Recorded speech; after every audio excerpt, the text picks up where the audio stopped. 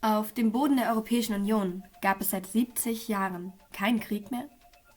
Wenn das, was in den 90er Jahren im damaligen Jugoslawien passiert ist, kein Krieg war, wenn die brutalsten Verbrechen gegen die Menschlichkeit seit dem Zweiten Weltkrieg in Europa auf dem Balkan verübt wurden und nicht darunter fallen, dann weiß ich anscheinend nicht, was Krieg sein soll.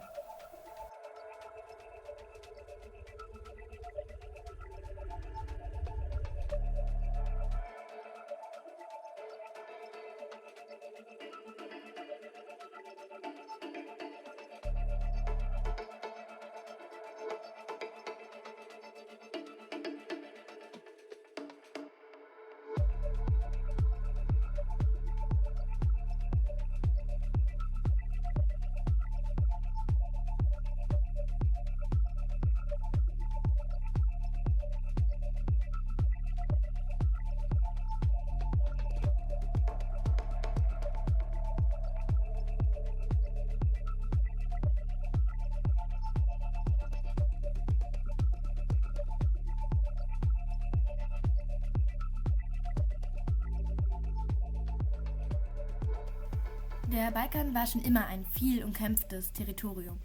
Über die Jahrhunderte hinweg stand er unter Einflüssen des Habsburgerreiches, des Osmanischen Reiches oder auch Russlands. Viele dieser Prägungen sind bis heute zu spüren. Trotz bestehender jahrhundertealter Konfliktlinien zwischen den einzelnen Ländern gründet sich nach dem Ersten Weltkrieg das Königreich der Serben, Kroaten und Slowenen, welches 1929 im Königreich Jugoslawien aufgeht. Schon hier besteht Serbien auf die Führungsrolle, während Slowenien und Kroatien eher westlich orientiert sind. Es leben nun aufgrund der verschiedenen Prägungen verschiedenste Völker, Kulturen und Religionen innerhalb eines Königreichs zusammen, und es kommt bereits hier zu Spannungen zwischen Katholiken, Orthodoxen und Muslimen.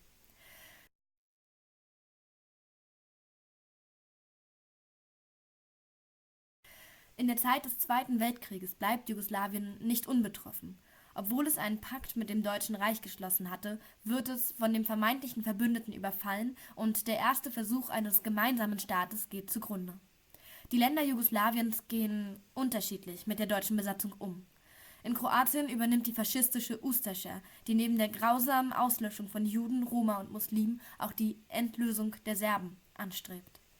Hier prägt sich ein Trauma des Genozids ein, das bis tief in die späteren Verbrechen der Jugoslawienkriege mit hineinwirkt. In Serbien werden für den weiteren Verlauf besonders die kommunistisch geprägten Partisanen unter Josip Broz Tito besonders wichtig. Zusammen mit den Alliierten können sie das jugoslawische Gebiet zurückgewinnen und im Nachhinein gründet sie schließlich das sozialistische Jugoslawien unter Tito.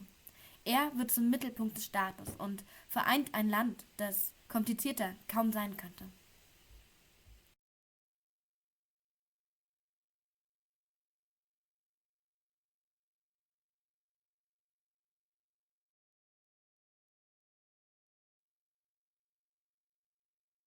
Jugoslawien ist offener als seine sozialistischen Bruderstaaten. Es gibt Reisefreiheit und gute Beziehungen zu westlichen Ländern. Zugleich hat es mit einer Wirtschaft zu kämpfen, die am Ende nur noch aus einer Fassade besteht. Und Oppositionelle und Andersdenkende haben auch hier schlechte Karten. Jugoslawien ist kein Paradies, doch zumindest hat es für einige seine Versprechen lange halten können.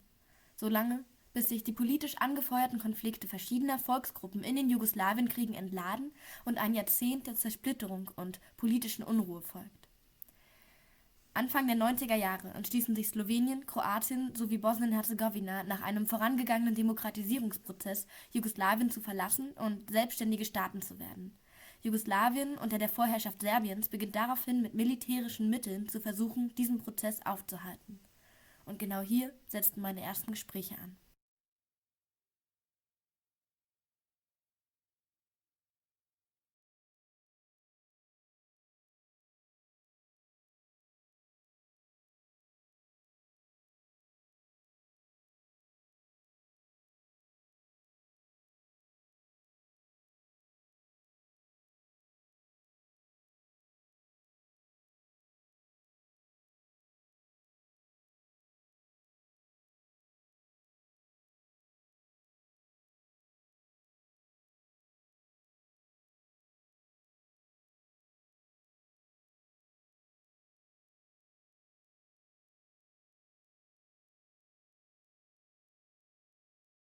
Why Yugoslavia fell apart?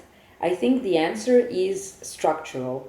So there is no one villain or one political force or one individual, Slobodan Milosevic or anybody else, or Franjo Tudjman. None of them individually, or one group of people, or army, Yugoslav army in itself. I think it was combination of different structural processes that were taking place over a longer period of time. So there was history of dysfunctional relations and power balance. So dysfunctional power balance among federal institutions within federal Yugoslavia. So different positions of power were feeling that there is no enough power balance. So either that federation or is not functioning well enough, it's not coherent well enough, or that federation is dysfunctional and it should be more loose confederation type of organization. However, in combination with protracted economic crisis. Economic crisis was more or less existing since the beginning of the 1980s. So by the late 1980s, there was in certain areas of Yugoslavia, in certain industries, there was a lot of economic problems. It was not really functioning, and these were all challenges in itself. The problem is that by the mid-1980s, these different political economic challenges were increasingly started to be interpreted through national lens. Not by everybody, but by certain intellectuals who managed in each of the former Yugoslav Republic, these so to say nationalistic intellectuals managed to find a way to spread their ideas among parts of former communist elites or still communist elites. And now we are coming to a third challenge, the third big structural change, and that was the process of democratization. So already, even before the fall of the Berlin Wall and the tide of very fast pro-democratic changes in Eastern Europe, already there was a certain extent of liberalization and pluralization of society in former Yugoslavia. So if you read the newspapers, media, press from the 1980s, you would be surprised to what extent there was a plurality of different opinions. There was the process of democratization and pluralization, on one hand, went hand in hand with the process of separation from Yugoslavia. Zwei wesentliche Elemente trugen dazu bei, dass es diesen Krieg letztendlich gab. Das eine war, der Kommunismus war am Ende und als Ideologie diskreditiert. Aber wir hatten an der Macht eine Partei, die kommunistisch war. Und man konnte nicht mehr kommunistisch sein, weil das war diskreditiert. Das hielt einen nicht an der Macht, wenn man sagte, Kommunismus, hurra. Man musste einen anderen Gedanken finden, hinter denen man dieses Hurra setzen konnte. Und das war im Falle Serbiens, wie im Falle so vieler anderer Länder des früheren Ostblockes, eben der nationale Gedanke. Die damalige Führung, so können wir die Leute am besten bei der Stange halten. Nur leider können sie damit hauptsächlich die Leute ihrer ethnischen Gruppe bei der Stange halten, weil sie die anderen vor den Kopf stoßen natürlich. Wusste man zu dem Zeitpunkt in Deutschland oder irgendwo in der EU tatsächlich, was für ein Konfliktpotenzial im Balkan lag? Ich bin ziemlich sicher, dass man das nicht wirklich auf dem Bildschirm hatte. Ich glaube, das hat sich niemand vorgestellt, das haben sich die Menschen in Jugoslawien selbst nicht haben vorstellen können. Als die ersten Schüsse fielen in Sarajevo, hat dort niemand gedacht, dass sie jetzt jahrelang einander umbringen würden und dass am Ende eine Viertelmillion Tote sein würden. Doch Wie konnte es überhaupt zu dieser Kriegsmotivation kommen? Woher kam dieser Hass und die Gewaltbereitschaft? Etwa aus dem Nichts?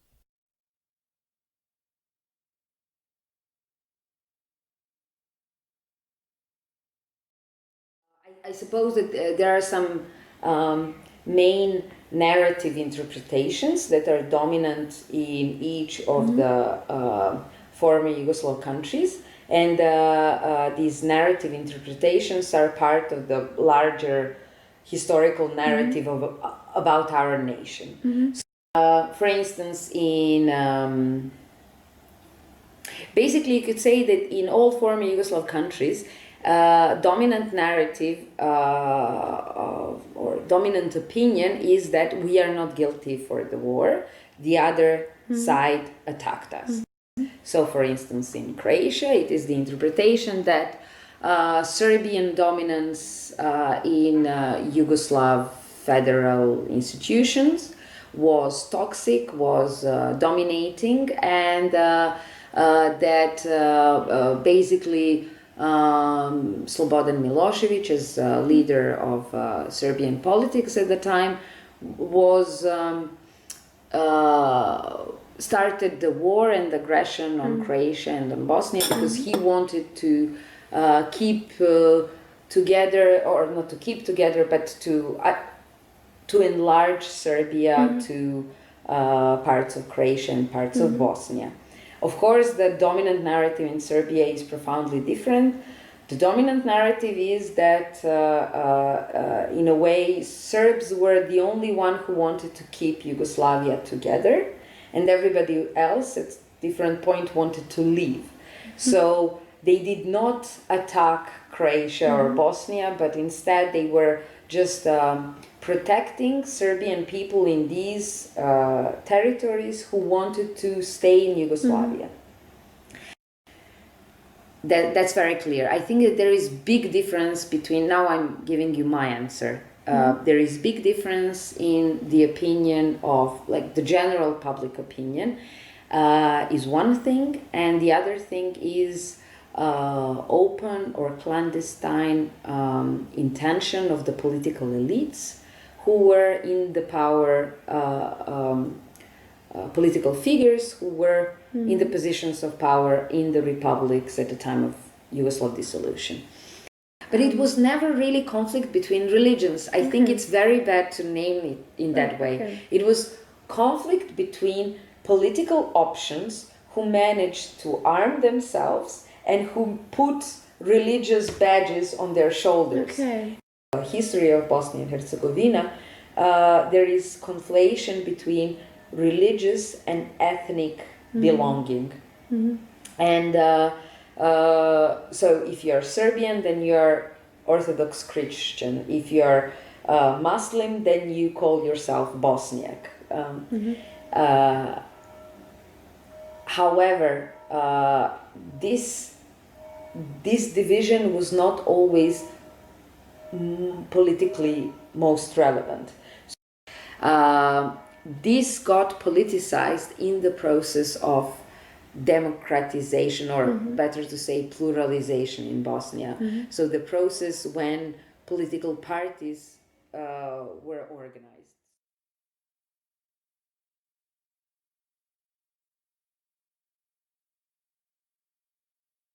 We think that, yeah, it was a war, but it was very agreed war between political elites. So I think media that were under the control of the governments in those countries really enabled severity of the war. So maybe it would be some kind of war, but not that bloody in that sense. But you know, as an ordinary citizen, if you read in a newspaper that I don't know, 10 Croat kids were killed by Serbs, of course that you're going to hate Serbs, and of course that you're going to attack your neighbor, because you're also afraid that something like that could also happen to your family, and you want to prevent that. And that's how I think they smartly push the country into the war. Diese Kriege waren also nicht religiös. Sie waren ein kompliziertes, kaum überschaubares Zusammenspiel aus jahrhundertealten Ressentiments und Vorurteilen, aus Frust über die eigene Situation und unbegründeten Schuldzuweisungen, aus politischen Machtinteressen und internationalen Erwägungen, Einfluss auf den Balkan zu gewinnen, aus einer einseitig informierten und über Jahre stark manipulierten Bevölkerung und aus dem Glauben, nicht selbst der Auslöser gewesen zu sein, weswegen jetzt für die Verteidigung des eigenen Landes mitgeholfen werden müsse. Die Jugoslawienkriege lassen sich nicht kurz erklären. Bis heute herrscht keine Einigkeit über Gründe und Abläufe der Kriege, was die Aufarbeitung umso schwieriger gestaltet. Wir befinden uns nun fast 30 Jahre nach dem Ausbruch des ersten Jugoslawienkrieges in Slowenien, auf den in wenigen Jahren der Krieg in Kroatien, Bosnien-Herzegowina und schließlich dem Kosovo folgten. Was haben die jeweiligen Länder aus ihrer Geschichte gemacht? Wie wurden die Kriege aufgearbeitet? Und wie steht es um die Bindung zur Europäischen Union? Und für mich ein Schwerpunkt: Wie geht meine Generation mit diesen Themen heute um?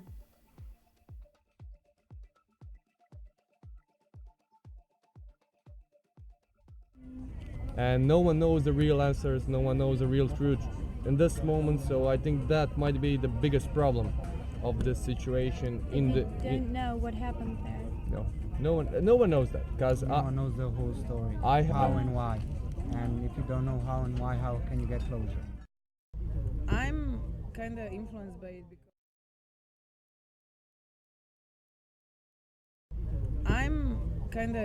by it because my parents went through it and they have some trauma.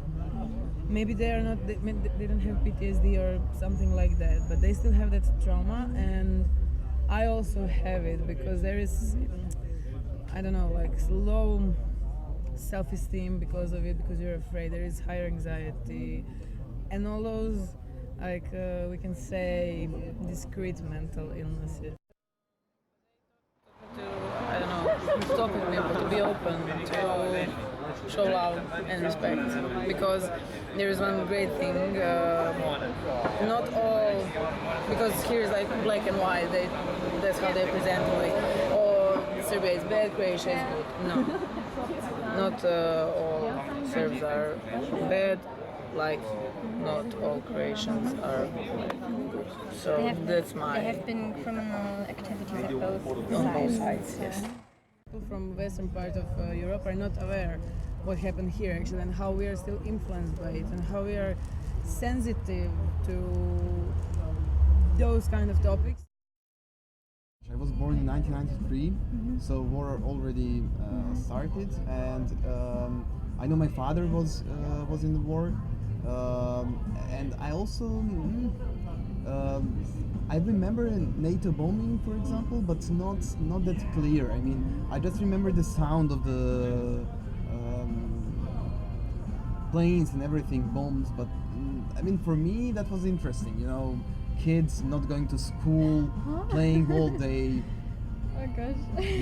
Yeah. So if you ask my generation about NATO bombing, everybody will be, great times. We didn't go to school. We just played all day, and yeah. For me, it's much more important that that kind of veil of ignorance that exists in the countries is official part of the education system. So okay, your parents maybe don't want to talk with you about their personal experiences, because I guess war is something very bad that nobody wants to talk about, but education system doesn't provide any information about it. There is no academic article that explains how it happened that people who lived next to each other for more than 40 years, who were neighbors, just shot at each other at one day.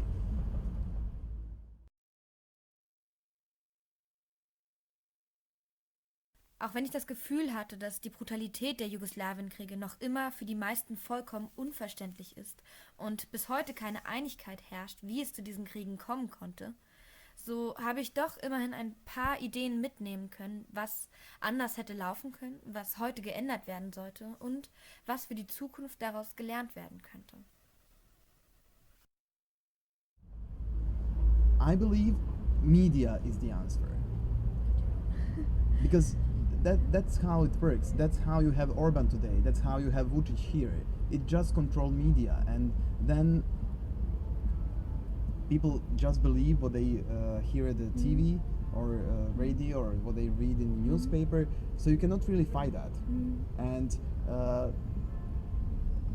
I think that's kind of my topic for PhD. I mean, I would like to do that one day.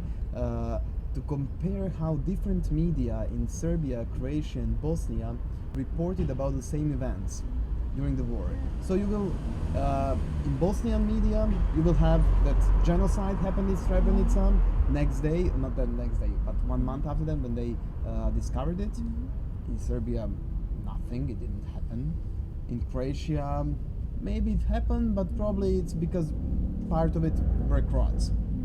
In that sense, they would frame it, and it's very hard to fight that. But people intrinsically, people here hate democracy. You know, they're not raised in democratic state. They hate it. You know, we need a leader.